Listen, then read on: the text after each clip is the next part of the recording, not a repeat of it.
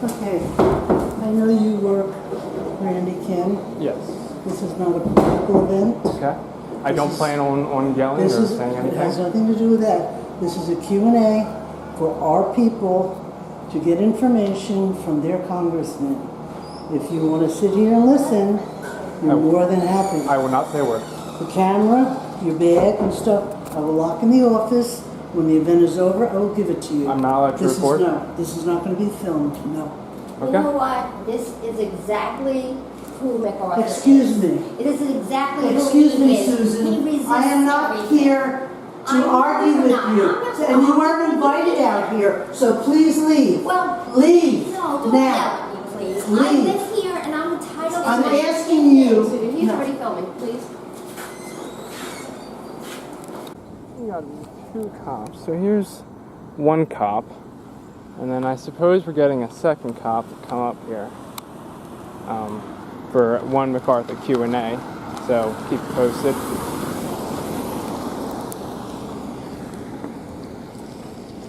This would be so that Tom MacArthur could travel from the back entrance to the front entrance of the building, which is approximately that distance, about maybe 25 feet at most. So. I receive Medicare and I take several drugs, two of which are over $1,000 every 3 months each. All right? Two of which are over $1,000 every 3 months each. That's not my thing, that's without my copay. My copay would have it at 500 and something, all right? One of my drugs, the manufacturer gives away a voucher for 1 free month. Every drug I'm on where they give away vouchers, every one of them says that they can't give it to Medicare patients. It's not allowed. And yet, when we got our raise this past year, our Social Security raise, it was nowhere near the amount of money that Medicare, the cost of my Medicare went up. So I'm making, I think it's $11 less a month after I got a raise. Things just aren't fair. Right. Right. Oh, we're passing. Yeah.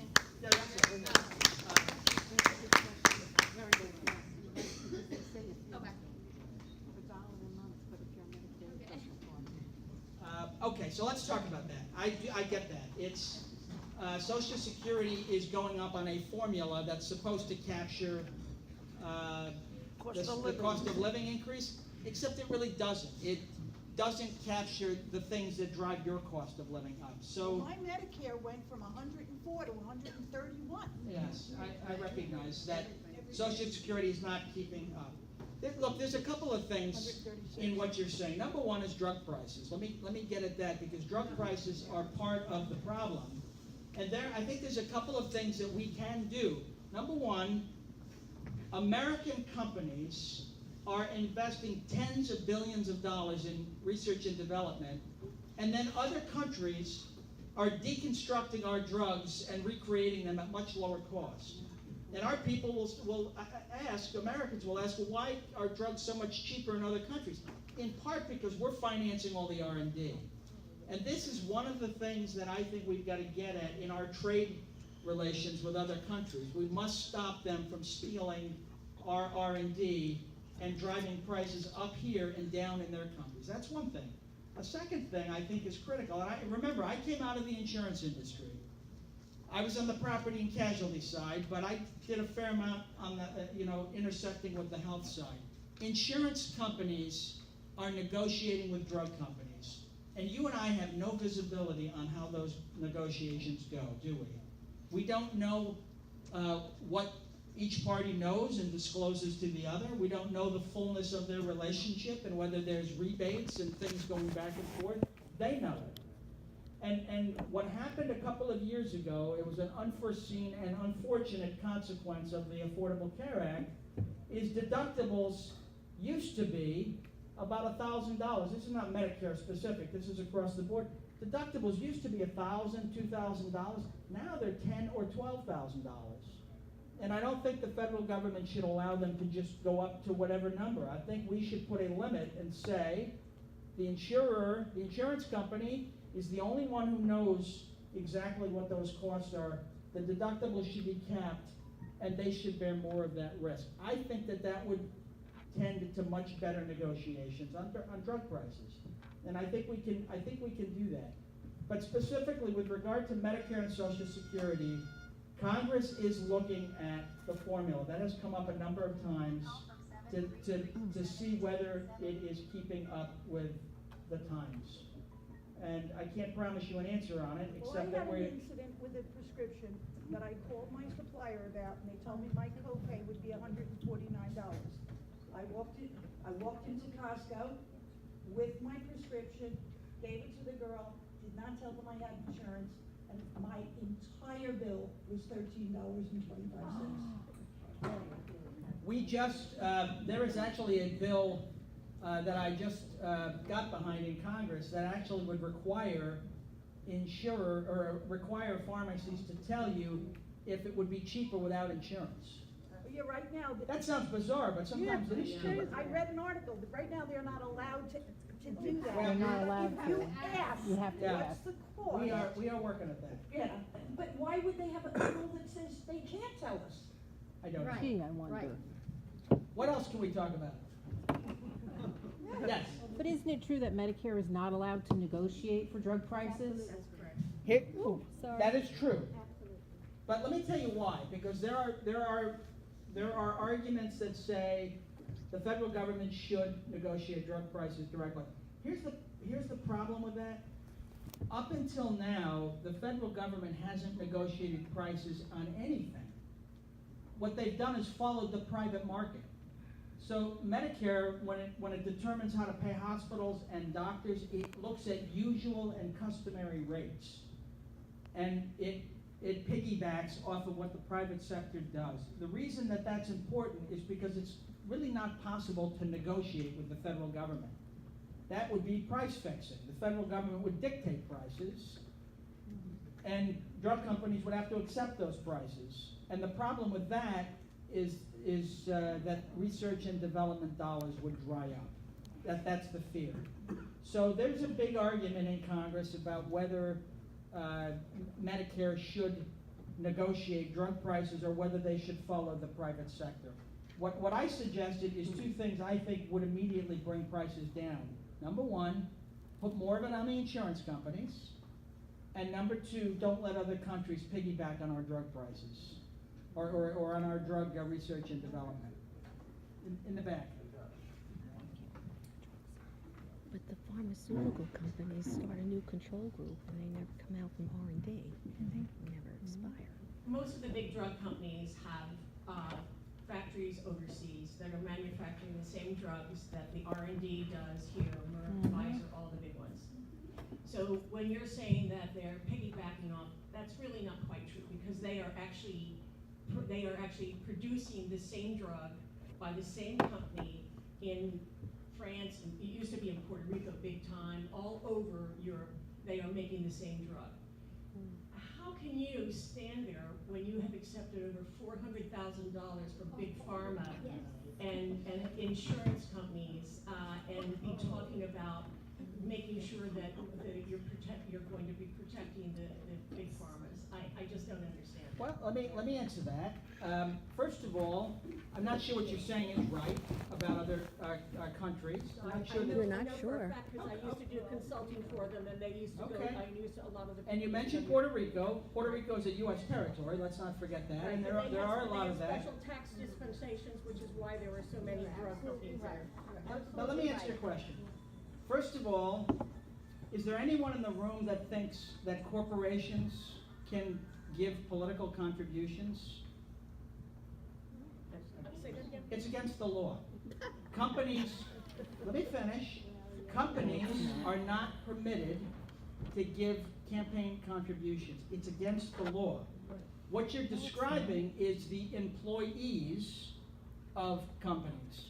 So the employees of unions might, and this is an official, not a campaign event, so I'm not going to talk too much about campaign issues.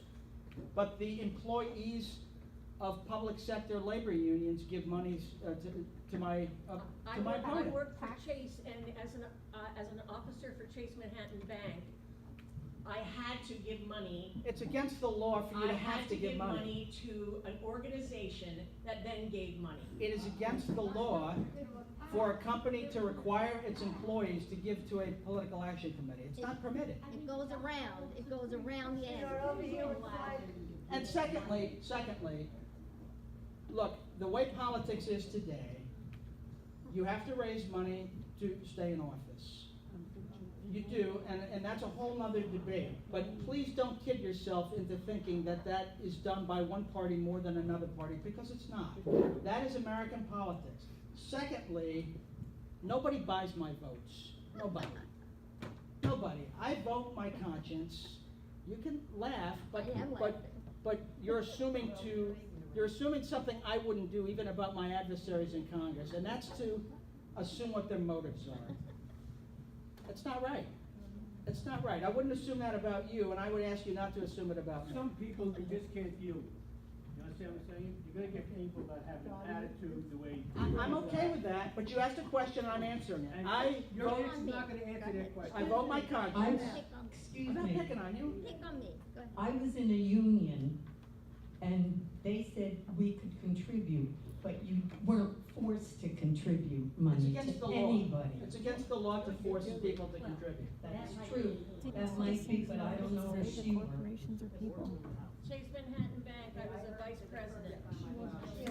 Maybe she should have been the janitor. Lady here has a question, George. Okay, well, let's keep talking. Honestly, I don't mind the questions. I'm just asking you, don't assume my motives. I'll tell you my motives. And you can agree or disagree with my actions, but there's not a vote I've cast in Congress that I didn't vote the way I felt here, and I try to find the intersection of what I believe and what I think the people who sent me to Washington want from me. That is not easy. That is not easy, because for every person that has one view, I'm telling you there's another person that has another view. This is why this district voted for Barack Obama twice, and then the same district went and voted for Donald Trump. This is a swing district. It's a swing district. So you can ask me why I voted for anything, and I'll tell you. But I assure you, it's not because some company gave me this or that. That's just not what makes me tick. Go ahead. I have a concern of something I heard about, and we don't know if it's true, that in 2020, there will be no more Medicare Advantage plans. Oh, no, I heard. They're And eliminating. Medicare is the people that are saying this. One, not here, but one of the other developments had Medicare come in and talk to them, and this is what they said, that in 2020 there would be no Medicare Advantage plans. Well, I don't think that'll happen, but I can tell you this. There are those who want something that is sometimes called Medicare for all. And that means that, and I disagree with it, because I think people that have paid into Medicare their whole life should not suddenly have to get at the back of the line while Medicare is just given to everyone else. Medicare for all would basically reduce every insurance plan to the same thing, and everyone would get the same thing. Employers would not be able to provide health care insurance. You wouldn't have Medicare Advantage is a government-private insurer partnership that I think is one of the best working things in government. But you wouldn't have that. You would basically have a single program that everyone gets the same health care. I think it's a terrible idea, and it will. Who's pushing it? Backing it? Well, The cost of the Advantage programs is more than for the same procedure is more for the Advantage person than it is for the regular Medicare person. Which is why they want to stop it. I don't think so. I don't think so, Yes, but it's true. look, it's more than I know, so I can't answer you. But I can tell you this: Medicare Advantage has been a great boon to. I've always wanted to know what my congressman's health care plan is. Right. Yours is pretty good. Not Medicare. Right. You mean what No, when you retire. Is it the same The one that covers me? I'm on Obamacare. All of my staff is on Obamacare. Everyone.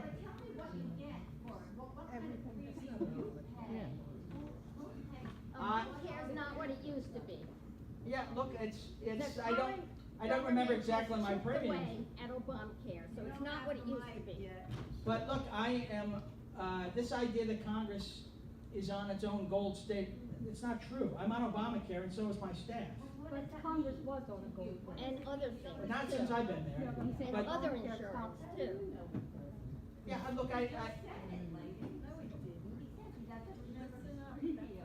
don't know the premium, but we don't get any special break. We pay the normal premium. So You pay a full premium or is it subsidized by your employer? Subsidized. It's subsidized. But that's normal. honestly, I don't remember Oh. the breakdown. I'm We can retired. find out for you if you'd like. I work for the House and for the Senate. I'm gonna ask a favor. I can see you have strong opinions, but there's a lot of people here. And out of respect for others, I'm gonna ask you to let others talk too. I work for the House Everybody and for needs the a chance Senate. to talk. Everyone, So look, I'm, calm down over there. Something he said. let's just give everyone a chance to share their areas of concern. In the back. I'm telling you, this is like dinner table back at my house growing up. This is what it's like. I don't mind the questions, but everyone deserves a shot. I'd like to know why the township of Toms River terminated the contract with Monarch. And why do they not have a plan B? Because they canceled it. I can't answer you because I'm not involved in local decisions like that. That's a town level decision. We can find out, and I see Frank making a note of it. We can find out and get back to your community leaders. The councilman's here. Or the councilman is here, and he can chat with you when we're done. We have Alexa, we have a question up here. I want to change the Hold on. subject. Okay. Wait till everyone can hear. He doesn't need a I want to change the subject completely. We have a mall here in Toms River, and Sears moved out. Now, I read in the paper, I guess about a month ago, that the building was empty, and they don't know what to do with it. They were gonna build a restaurant or whatever. And then some gentleman called in and said, could they not make a Veterans Administration part of it, so that there's plenty of parking? It's one floor. If the veteran had a disability, they could go through it with a wheelchair. Plus, there's a restaurant there that they can go and they can have lunch and they can meet their fellow people there. And I thought it was just a fantastic suggestion, and I don't know why I never heard anything more about it. That's a good question. Part of the problem is the brick VA is very crowded. We have a lot of people going there, and the parking's not good. So there's a couple of things going on with regard to that. One is just the parking. We had a meeting in Toms River maybe 6 weeks ago, and out of that meeting, we asked the VFW and the American Legion up in Brick if they would open their parking lots for overflow parking, especially for people that get on the bus and go to East Orange. So we were able to get that done for the shuttle, that's right. So we got that done. So we've relieved a lot of the parking problem in Brick. The VA is looking for a new facility that's bigger.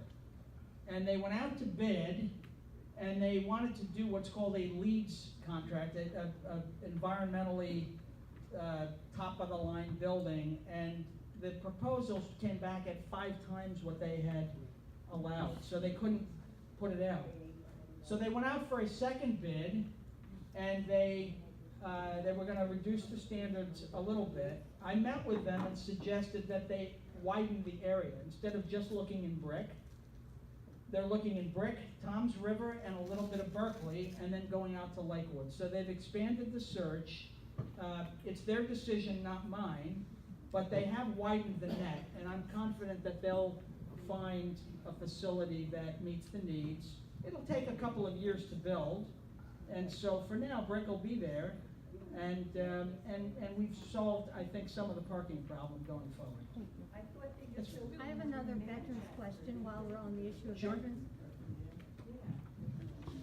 My husband is a disabled Vietnam veteran, and I'm absolutely sure there are other veterans here in the room or people who are married to veterans. When you went to Congress, you really promised to make veterans a priority, and I know in your first term that you served on the Armed Services Committee, which oversees Veterans Affairs. But this last term, you gave that seat up and moved to Finance or some other committees. And I really feel that that's been a betrayal of your promise to veterans, and I would like you to comment on that. Okay.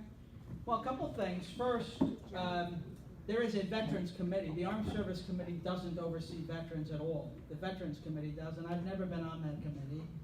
And my commitment to veterans and armed services has never wavered. I've been very involved in getting the KC-46 tankers to the base. I have sponsored and co-sponsored numerous bills to help our veterans get the services they need. So that has never changed. As for why I wanted to be on the Financial Services Committee, we have a couple of problems that are affecting South Jersey. Number one, there was a plan to destroy the to eliminate the National Flood Program, which would be a disaster for Ocean County in particular. Number two, we have the highest foreclosure rate in the United States. New Jersey does. And that's also the jurisdiction of that committee. And number three, small businesses are the backbone of growing this part of New Jersey. Nationally, there are 28 million small businesses, and they create 7 out of every 10 new jobs. And part of the problem has been that the big banks don't care about small businesses, and since 2008, we've been losing one small bank a day in this country. And so I felt that with my background and with our needs in South Jersey that I could do more good in this Congress being there. I asked for a waiver because I wanted to stay on armed services at the same time. I couldn't do both in this Congress, and that's why I've moved over. But my commitment on getting the KC-46 tankers to the base is something I did in this Congress. So I would not want you to think I've wavered at all. Talk to the veterans organizations that I'm regularly with. The state commander of the American Legion, who I work closely with, just held a veterans claim session about a week ago. I mean, my commitment to our veterans is as strong as it's ever been. Most congressional offices don't have a single person focused just on veterans issues. I have two. I have Bob Smythe, who is Director of Veterans Affairs for me, and I have Jay Hayden over behind that desk, who's on a Wounded Warrior Fellowship with me, 13 years in the Air Force, and that's what Bob and Jay do. They handle veterans claims and veterans issues. So this is a big focus for me in my office. Yeah. I have a question, changing the subject on national security, in particular election security. Yeah. With the agencies all coming out and advising that we are very vulnerable to cyber attacks, especially during the elections. Why did this Congress not vote to increase security during the elections? Actually, I did vote. I did vote to not only increase security, but to require the Attorney General to certify within, I think it was 90 days or 60 days, I forget the time frame, but the Attorney General has to certify that there's not been interference, and we triggered automatic extensions specifically on Russia if they were found to interfere with an election. So I agree with you, election security is a big issue. But this is recent. This is recent, yeah, we voted on this. And they didn't support it. They didn't want to put any money, government money, towards election security.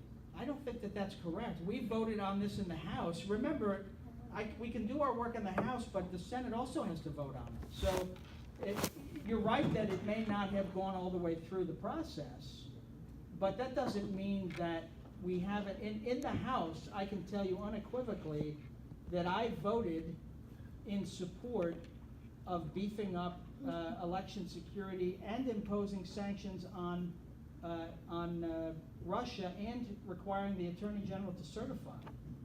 The elections are less than 30 days away. I mean, I get that. I mean, I wish I could make the laws more quickly, but I wish you just could eloquently explain why the reason was that this Congress felt like there wasn't enough of a threat. Well, we did. That's For what our I'm trying free to say. elections. We did feel there was enough of a threat, and we've done our work in the House to make sure that that threat is dealt with. Look, there's no question that Russia interfered and tried to swing our last presidential election. There's no question, there's no evidence that they did swing. There is evidence that they interfered at the ballot, not at the ballot box, but in the media. There's no question that they did. And so we're trying to address that. He lost by millions. I will. I just had a question on healthcare reform. I read, and I'm not sure it's true, so I'd like an answer from you directly about you revitalizing healthcare reform, but it also said you're against including existing conditions in the insurance policies. Yeah, well, that's a complete falsehood. What's true? Let me answer the question. I am. The man is telling you, he's not letting him speak. Well, maybe I'm not hearing the question, but let me tell you where I am on pre-existing conditions. First of all, I'll tell you what's influenced me the most. I mentioned my mother and my father fighting. That was my stepmother. My birth mother died when I was 4 of cancer. She got cancer right after I was born. My father had no insurance when my mother got sick. And I watched my father until I was in college, working 3 jobs to pay off medical bills. My whole life as a child, my father worked 3, not 2, but 3 jobs because he refused to file for bankruptcy. And the only reason he paid the bills off when I was in college is because an angel came along to help him. I think the angel was my grandfather. And then fast forward 20 years later, when I was, 20 years after my mother died, when I was a young father, and I mentioned my daughter was born with severe needs. Now, I had insurance, but you know insurance doesn't cover everything. And I was in a position of having to negotiate with my own doctors. The doctors that were saving my daughter's life, I had to negotiate with them sometimes. I had to call hospitals and say, I don't understand these charges. And so I have lived this twice in my life. And when my daughter died, she was 11, I had over $1 million in medical bills. So I have lived this, and I am absolutely committed to covering pre-existing conditions. Absolutely. More than that, and this is one of the biggest lies I have heard in the last few years. I introduced an amendment to the health care bill. We were trying to reform the Affordable Care Act, Obamacare. We were not killing it. That is a lie too. We were reforming it. I introduced an amendment that specifically forbade the exclusion of pre-existing conditions. It specifically, the amendment that I introduced was 2 pages in a bill that was this fat. And those 2 pages, you can read it online, I specifically forbade states from allowing insurance companies to deny anyone with pre-existing conditions. So that opens the question. Okay, that's the question. Can they charge more? Can they charge more? That's the question. So to deal with that, we created a fund of $138 billion with a B dollars to help the states pay for those with pre-existing conditions. Now look, there's a lot of ways to fix healthcare. I'm not saying there's only one way. What we tried to do was take the people with the worst pre-existing conditions, and instead of making a small pool of people that are in Obamacare, you know only 3% of the American people are in Obamacare? The vast majority of people are not even part of this discussion. The vast majority of Americans get their insurance from their employer, that's 60%, or from Medicaid, or from Medicare, or from TRICARE, or from VA Care, or from CHIP, the Children's Health Insurance Program, or from dozens of other programs. 3% of the American people are in Obamacare, and those 3% of the people are getting crushed because there's a lot of people in Obamacare with pre-existing conditions. And what I thought was the best solution, and I still believe it's not the only one, but I still think it's best, is instead of forcing all of those people in Obamacare, mostly young people, instead of jacking their premiums sky high, why not cover the people with pre-existing conditions across the whole country? Why not spread that cost across the broad shoulders of the federal government? And we tried to create a $138 billion pool to do that. And then my amendment said you cannot deny somebody. Now there are many, I get this is a very emotional subject for people. There are people in this room committed to Medicare for all. Government takes over the whole healthcare system. I disagree with that. I think it'll ruin healthcare. The cost is $32 trillion over 10 years. We simply can't afford it. It works well in other countries. No, it doesn't. And they're trying to get rid of it. They are not trying to get rid Go of to it. Canada and get a They are not cancer. trying to get rid of it. It's They're so- all happy. But they come. They They come are here let's, because they can't even get a CAT scan. All right.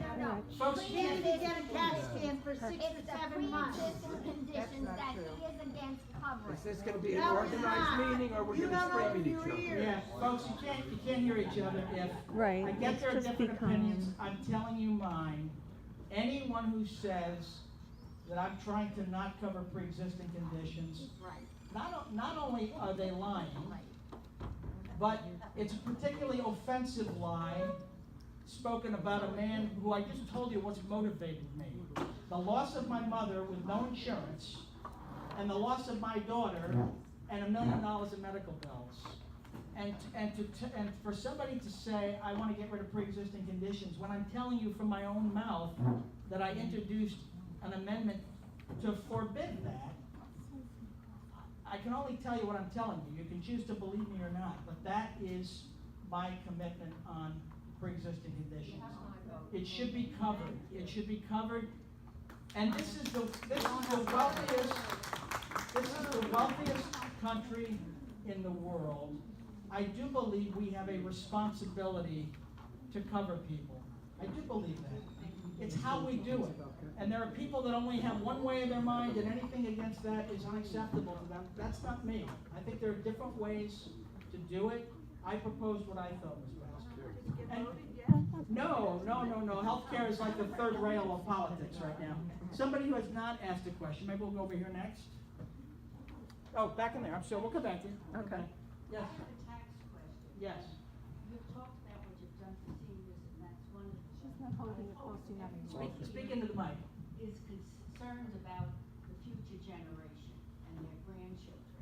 Now, I have a family member who has 5 children, and he's saying that this tax bill will kill him. He has 5 young children, and he will lose a lot of deductions through the personal exemption. He doubled the standard deduction, and that's not quite double. I don't know why they do that. Very close, but you're right. I researched everything, I don't have to see it. I researched everything. Excellent, you do a good job. I hear you. Let me talk about taxes. Go to the front of the class.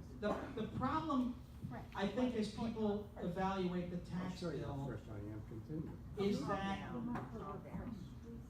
hey folks, let's, if we can try to stay together, then I think we'll have a more productive meeting.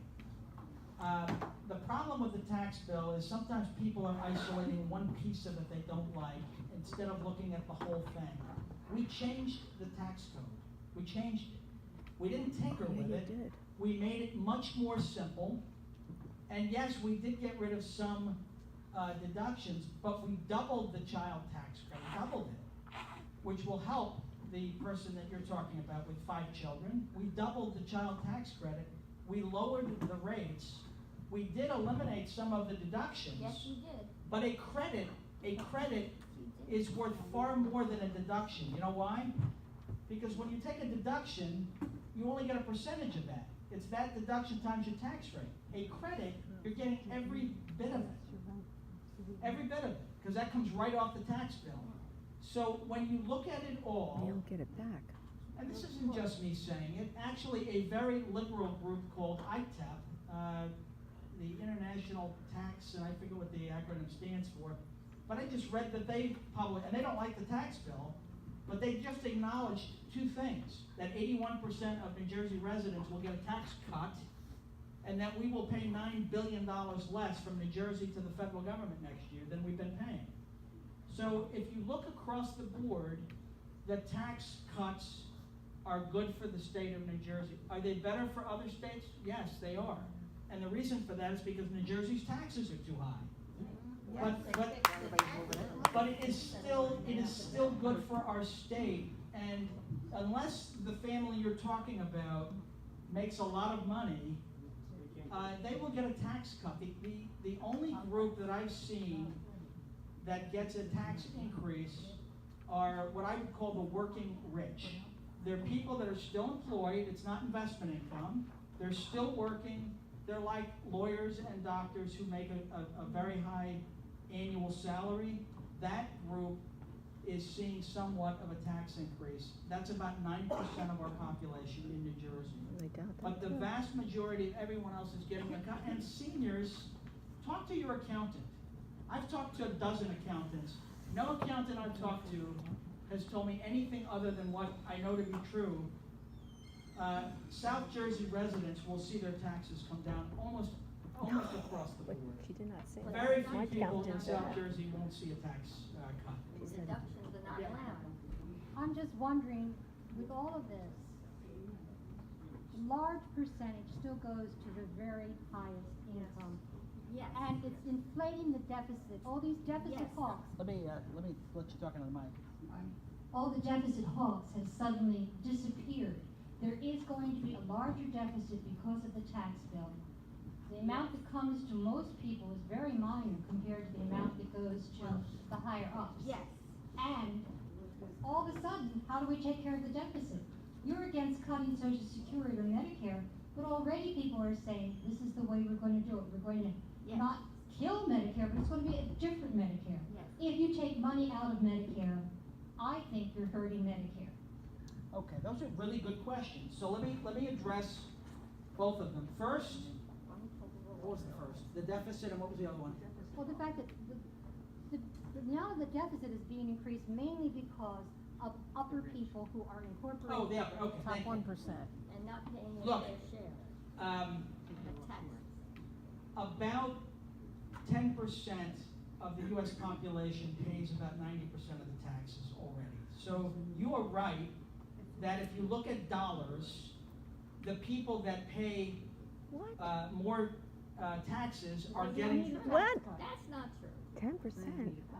But what I'm saying to you is, you're right that there are people that paid higher taxes that are getting tax breaks. I'm not going to deny that. But the tax cuts for ordinary families are a significant percentage of ordinary families' income. So if let's say somebody is paying $3,000 in taxes today, would you imagine that there would be any change to the tax code where they would suddenly be getting $10,000 back?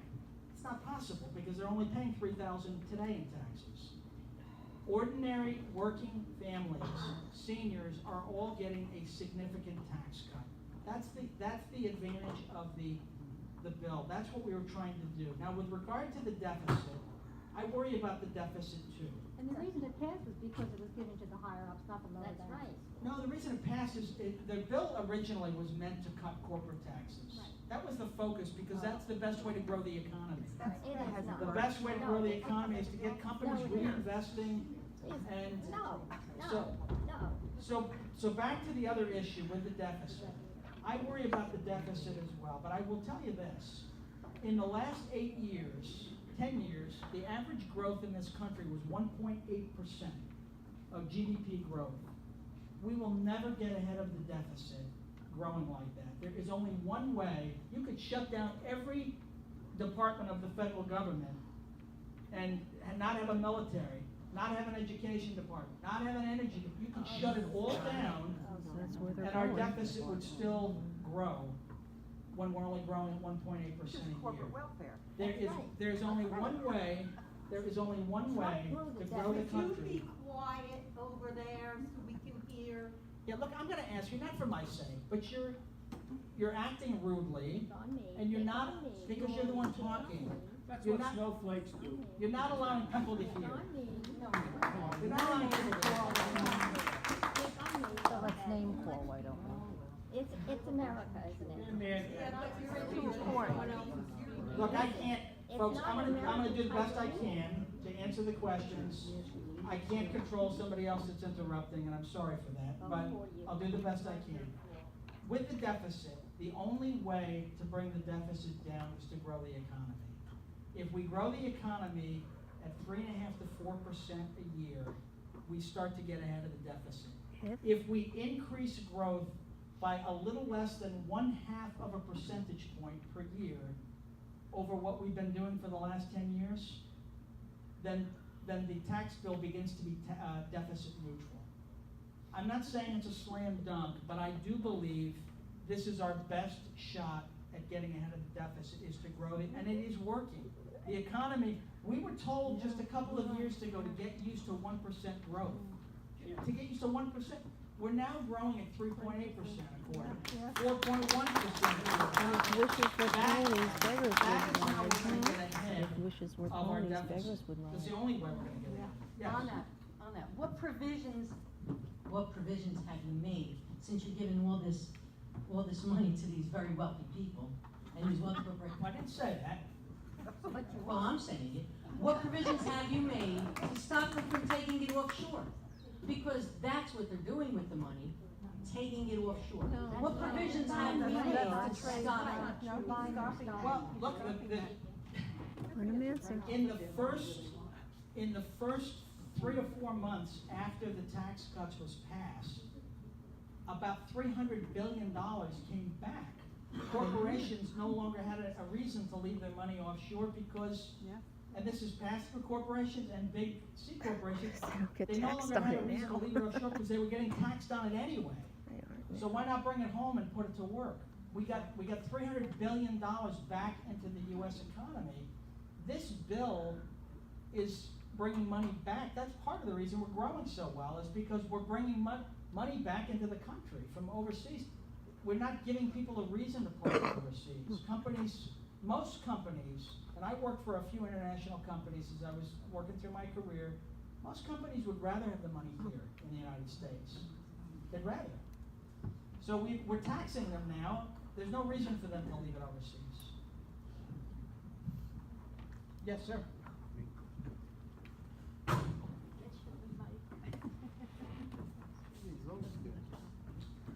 Congressman MacArthur, I just have one question for you. This is an energy-related question. First, I want to say to you that I think that I met you at Washington County College, and I have been paying attention to your Facebook page. I feel that you were very unfairly attacked on Facebook. I think it's wrong to what they said about your family, because all politicians that I've met and candidates, I think one of the most sincere people that I've met, I really do mean that, and I'm a Democrat, so I just wanted to tell you I do feel very bad for what you've been through. I posted something about you favorably, and I do feel very bad about this, because we do have politicians that don't care enough about the people to even have a town hall meeting or any meetings with them, and so I do want to say that to you. One concern I do have is at the federal level, I think that President Trump has been doing a good job overall, but one concern that I do have is, energy related, and specifically renewable energy. New Jersey does still have rebates, I think, about the renewable energy. Where do you stand on renewable energy rebates, since you discussed earlier about good question. Okay. Taxes? Two things. You mentioned Facebook. Look, my concern nobody forced me to run for office. I chose to do that. It's an ugly environment. My worry is not about me. I look at my children, I look at my grandchildren, and they're growing up in a far less civil society than the one I grew up in and the ones that you grew up in. That is not good. The example that we're setting for our children is not good. I'm all for vigorous debate, but there is a dehumanizing of people that goes on both sides of the aisle. Both parties are guilty of it, and it's not right. And I work with the president as much as I can, and when I disagree with him, I say so. I say it respectfully. I don't always agree with his tweets and the way he says things, and I'll say so sometimes. I just did this morning about something that he said, but I think you can do that respectfully. And there is a breakdown of respect in our society that I'm telling you is a problem. I see it in Washington, I see it when I'm home. Now, as far as energy goes, I am all for, and this is broadly speaking, most of the energy rebates that I'm aware of have been at the state level, not at the federal level. There are some at the federal. I'd have to really think hard about which ones, but I know there have been some that we've voted on. I think that any sort of new technology that will benefit from federal subsidies for a while is good. For example, wind. I think wind power has some potential. Even a couple of years ago, you couldn't put wind turbines very far out because you lost too much of the energy as it came to shore. Today, they can put wind turbines 30 miles out, and they only lose 2% of the energy as they transmit to land. So that's an area where I think you could potentially give some federal subsidies and help that industry come up. I think nuclear is another one. Nuclear is not competitive today because the federal government subsidizes other things, but not nuclear. And I spent this morning down in Lacey Township. That power plant's now offline. I was going to ask you, is there anything at the federal level you can do? I'm sorry. Is there anything at the federal level you can do to have Oyster Creek's nuclear power plant replaced by another one, or is that strictly New Jersey? No, it's not. I would like to see like a cogeneration plant, a gas plant there. I would like to see that. There may be a future for a smaller nuclear plant. I think they're called CSRs or CRSs, I forget the name, but there are some smaller nuclear plants. But right now, there's no economic benefit for a company to do it. That's why Exelon got out of that plant 10 years early, because they were losing money and there's no subsidies for it. And we're going to regret that someday. Natural gas may be cheap today, but it's not always going to be cheap. And we need to have, when I talk about an all of the above energy strategy, I mean all of the above and all of the below. We can be responsible about the use of fossil fuels without completely cutting it off. We can invest in clean technologies as well. I think we can invest in nuclear, but I think we have to have multiple sources of energy, or we're going to be in a dependent position. I saw that 2 years ago, I traveled to Eastern Europe with the chairman of Armed Services, and we went to 5 or 6 Eastern countries that all border Russia. And I saw the countries that were not dependent on Russia for energy were much more free in their criticisms. The countries, even large countries that depended on Russia, were a little bit, with the thumb on their neck. And I think energy security is national security. It's part of it. Yes.